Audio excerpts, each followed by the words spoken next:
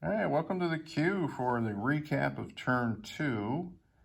It was a very quiet turn, not a lot of action. We're moving on to turn 3 now.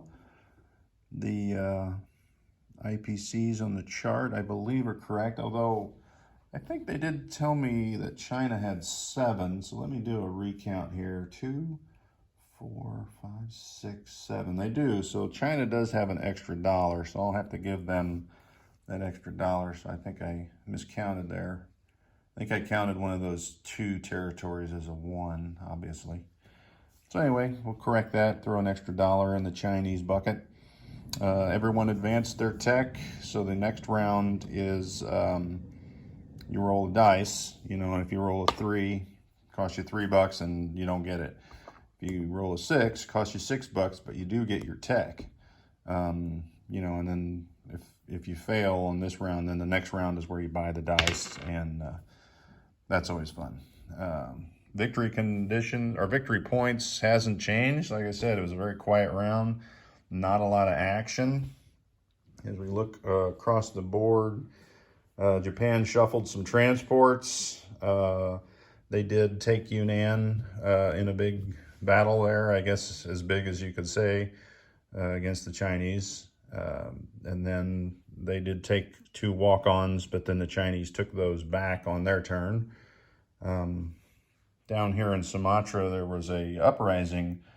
The locals were not happy about their Dutch colonial rule, so Anzac decided to come in and squash that because, the Dutch, they don't have a lot of units right now.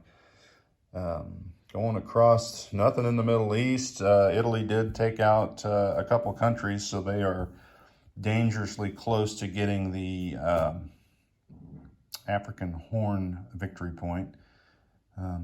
So that is a problem. Cairo, the ships did land. You know what? Let's take that big flame off of Sumatra. I missed that battle. The British Royal Air Force flew across the Med and completely destroyed the Italian fleet outside of a destroyer, I guess.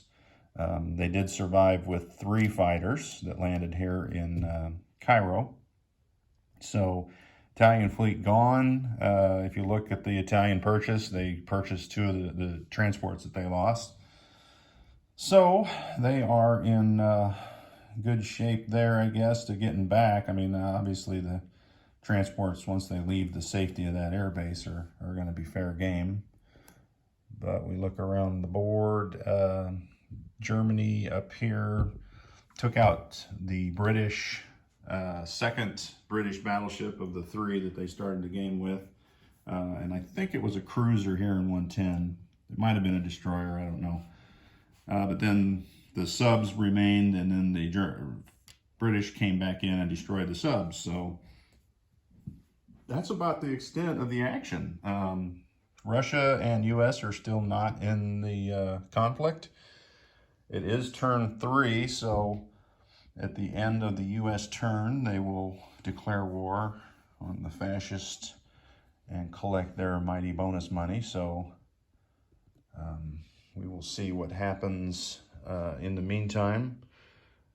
If Germany decides to go at London, or will they turn and go towards Leningrad with all those transports? That is the big question. But right now, let's start turn 3, and it will be Germany's turn. Detroit will be up, and we'll get to find out right away what his decision is on where they're going.